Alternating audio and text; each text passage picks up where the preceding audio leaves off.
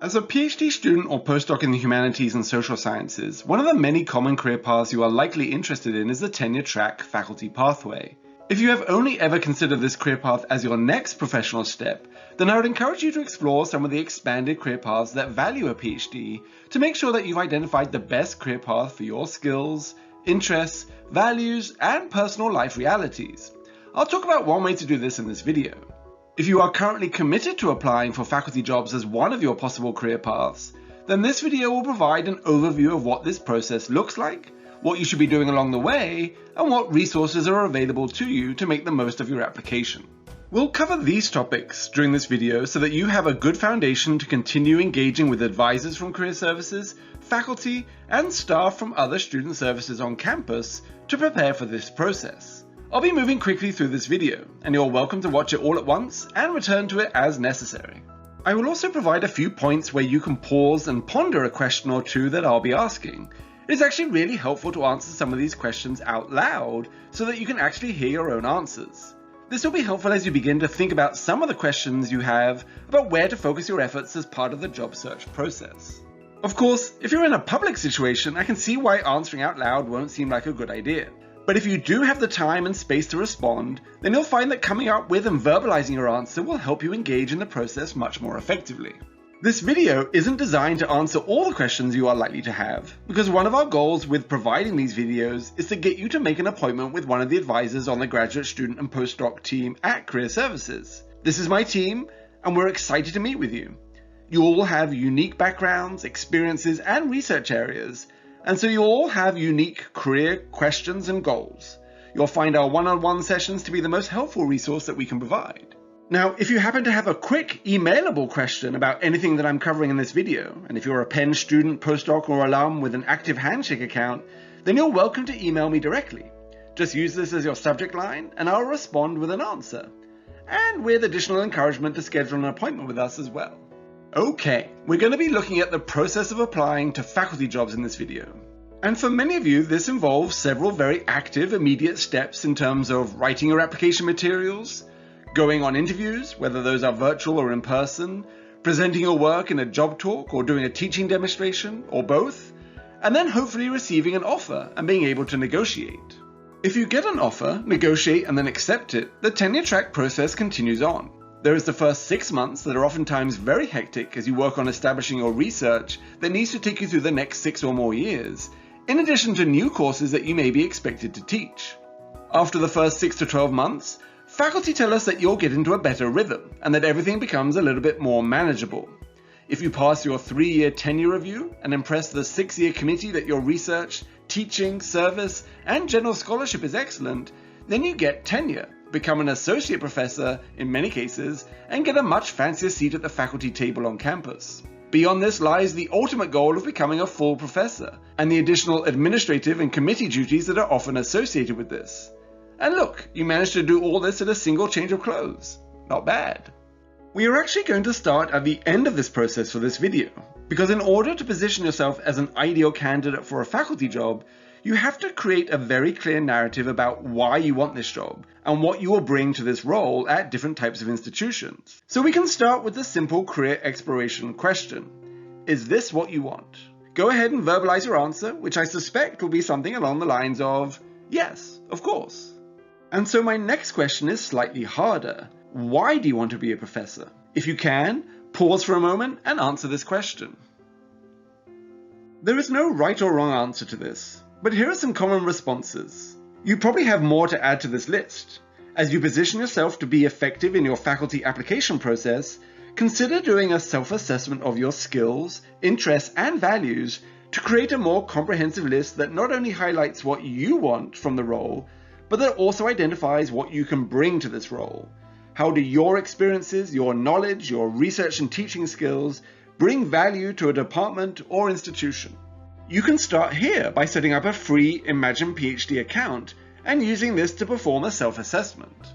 You will see that this tool gives you more complete insights into your skills, interests, and values, and this can make it easier for you to identify the value that you bring to a faculty role. and this then becomes part of your application narrative. Once you've completed these assessments, go ahead and schedule an appointment here at Career Services to talk about the results, what you took away from them, and how they might be helpful to your future faculty applications, or even to your expanded job search. This self-assessment is also important because it can begin to help you to answer this next question. If you had a choice of institutions where you could be a faculty member, what type would you choose and why? If you can, pause, reflect, and answer this question. Coming from Penn, many of you will likely say that your goal is an R1 institution where research is the priority. Some of you may want to be at a more undergraduate-focused liberal arts institution where your combination of research and teaching and service skills are valued more highly as a combined set of skills. For some of you, you may not know how these institutions differ and what particular skills and experiences are most valued, and now is a great time to get answers to your questions about this. The reality is that for some disciplines, the number of faculty openings is so small each year that you may not get much of a choice of the type of institution to apply to. Part of your career exploration involves understanding the landscape of higher education institutions, their hiring trends, and knowing where your skills are most valued, and where your values are most likely to be fulfilled. So while becoming a full professor might be something that happens 7 to 10 years into the future, starting a new faculty role as an assistant professor might be something that could happen in the next 1 to 3 years. I mentioned that the first year as a faculty member can be challenging, and so it's important to determine whether you've developed the skills necessary to be successful. Future search committees will be evaluating your ability to overcome the common challenges of establishing your research, developing effective teaching approaches, or combining your research and teaching to effectively serve students. So if these are the types of questions you still have, we can now talk about some of the strategies to answer them, and one of the most helpful ones will be effective networking. For our purposes today, we can simply define networking as chatting with people who have experience doing the things that you want to do in the types of places you might like to do them. So this means, for example, Penn PhD alumni who are faculty members in a wide range of academic institutions who can give you insight into the challenges you may face, the best practices they use to overcome them, and the differences between the types of institutions they work at. This type of one-on-one networking is one of the best investments of your time as you position yourself for faculty careers.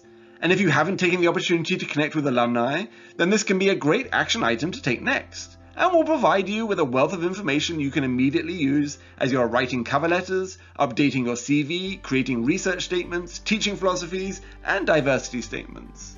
You can learn more about this process by reading our guide on informational interviewing, and by scheduling an appointment with an advisor at Career Services to learn about how to make the most of these interactions.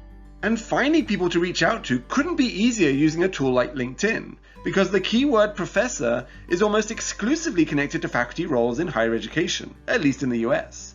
And so by using this keyword, we can find almost 17,000 Penn alumni who are faculty members, and almost 4,000 of these are in the greater Philadelphia region. And LinkedIn does a great job showing you how you may be connected to these alumni, and who you might know who could make an introduction to them on your behalf. Don't let anyone tell you that faculty never use LinkedIn. It's a perfectly good tool for most career fields and industries. Some of you may be eager to jump straight into writing your application materials, and we'll be covering this in just a moment, but I encourage you to take your time to understand yourself and your career goals, and to reach out and connect with others, as this will build a very strong foundation to your applications. Obviously, this year and possibly next year are going to look and feel a little different in terms of faculty hiring trends, and it's worth thinking about some of the possible consequences of the pandemic when it comes to the academic job search. This is just a selection of possible differences for the next couple of years. Overcoming some of these will involve you making sure that you can really communicate the value that your research and teaching bring to an institution and to their students.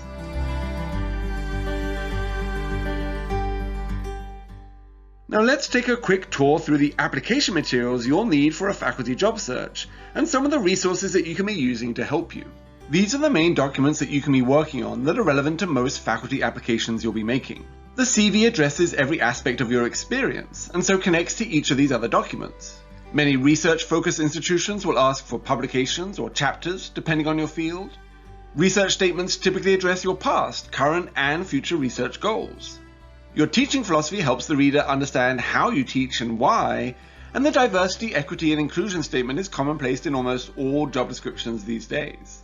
The last document is the cover letter, which again draws information from all these elements and tries to showcase the best of what you can do as a way to get the reader interested and excited enough about your candidacy to really want to read all of these other documents carefully. Faculty applications can often be super long.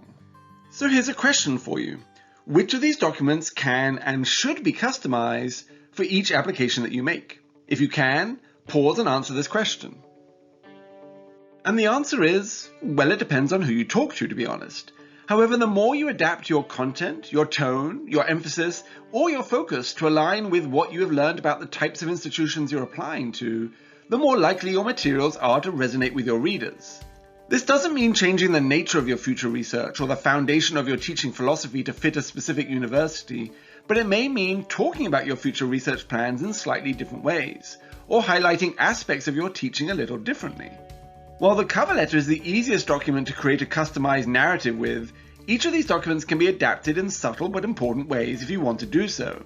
You definitely should not send exactly the same set of documents with just the name of the university change for each application that you make. This really won't be in your best interest. Karen Kelsky, who wrote the Professor Is In book, provides some discussion of how much she recommends customizing these materials in both her book and on her blog, and you'll definitely hear different responses to this question.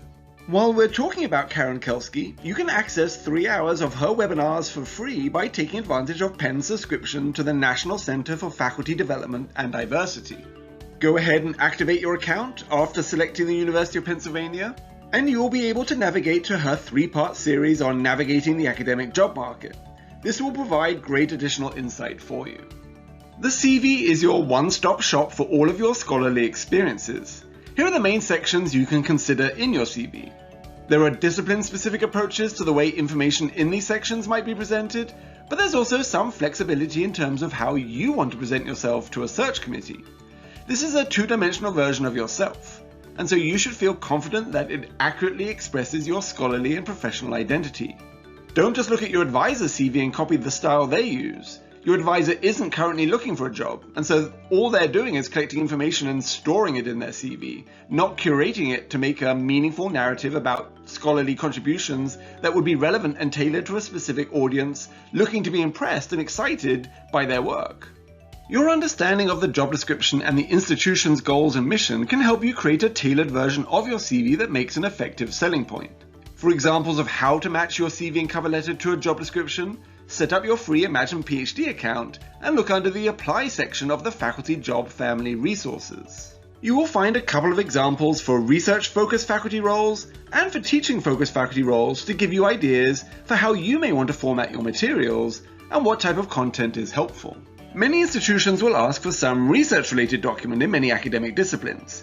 It can be called any of these, and each is slightly different. Institutions that provide a specific page limit are great because it takes the guessing out of trying to figure out what they actually want. If they ask for a one-page research statement, then that's what you should provide. The fact that you may have to provide different styles of documents to match what is being asked for is another reason why having a single set of untailored materials won't be that helpful.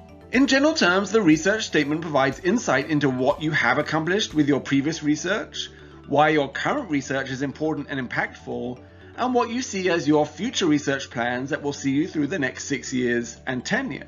In most cases, around 50% of your statement can be about your past and present research, and about 50% about the research you will be doing moving forward. After all, this is why the search committee will want to hire you, because of the new research you'll be doing, not the work that you've already done.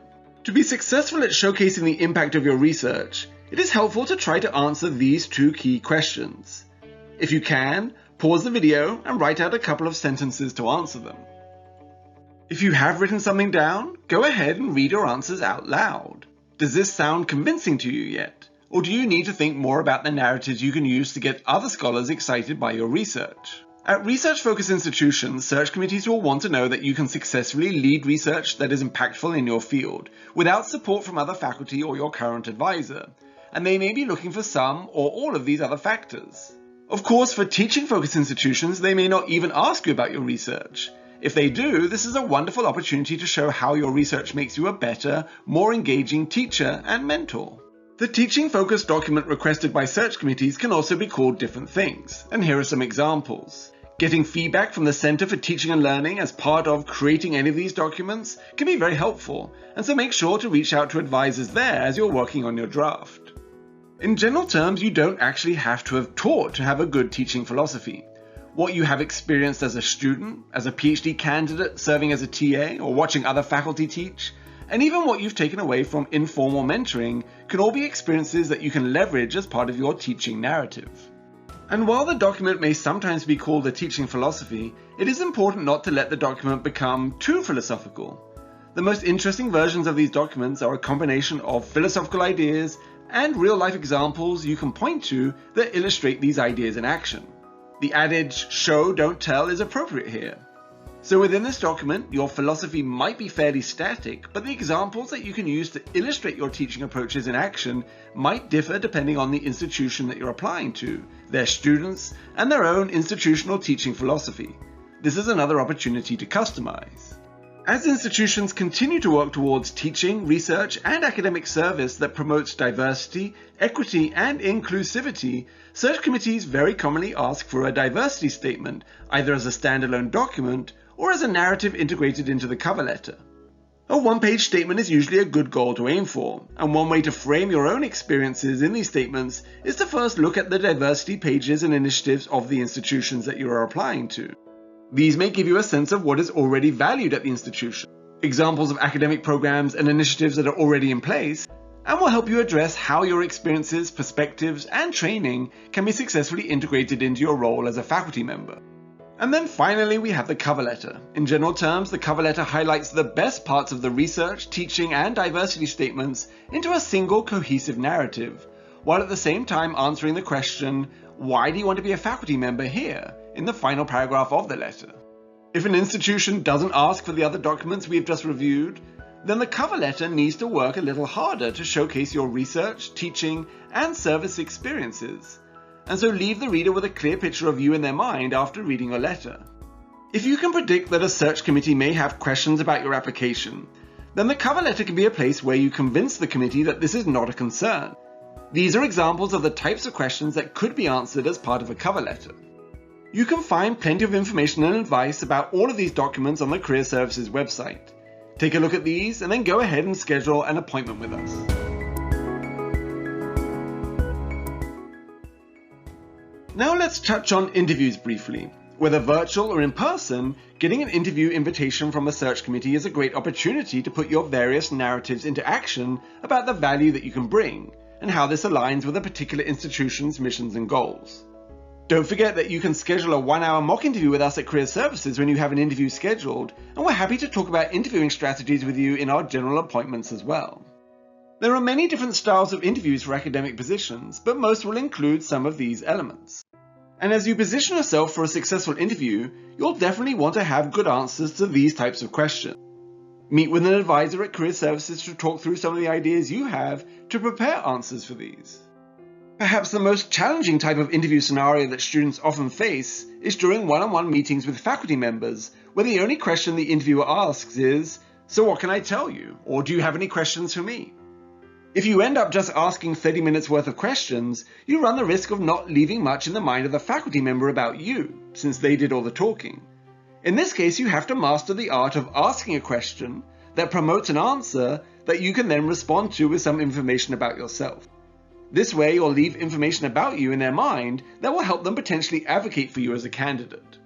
Job talks and teaching demonstrations can be common during interviews. Don't forget to connect with advisors at the Center for Teaching and Learning to get feedback on your teaching demonstrations. And set up some time with faculty and students from your department, and ideally from other departments too, to make sure your job talk is polished and makes sense to people in your field and beyond. And finally, the last part of the application process is negotiating any offers you receive. Knowing how and when to do this, especially if you haven't had to negotiate for anything before, can feel a little uncertain. But hearing from others as part of your networking outreach to determine how they approach their negotiations and what advice they would give others can be very helpful. We are also happy to talk about this process with you once you start preparing for your interviews. There are data on faculty salary that can help with part of your negotiation, but there are many other aspects beyond salary that might be more important or equally important that are also worth thinking about.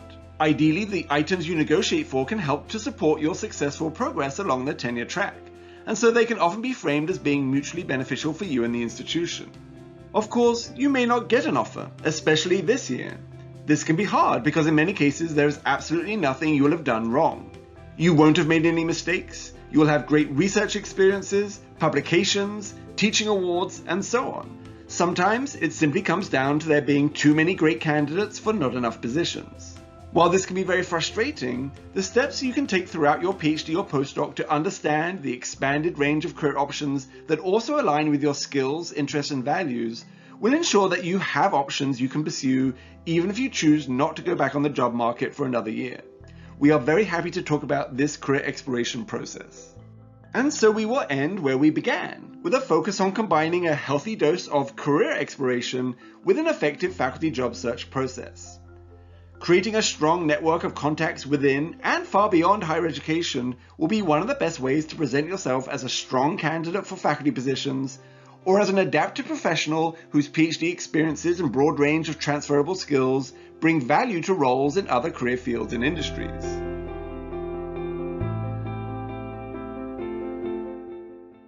Please do schedule an appointment with an advisor at Career Services to talk more about any of the topics I've briefly mentioned in this video.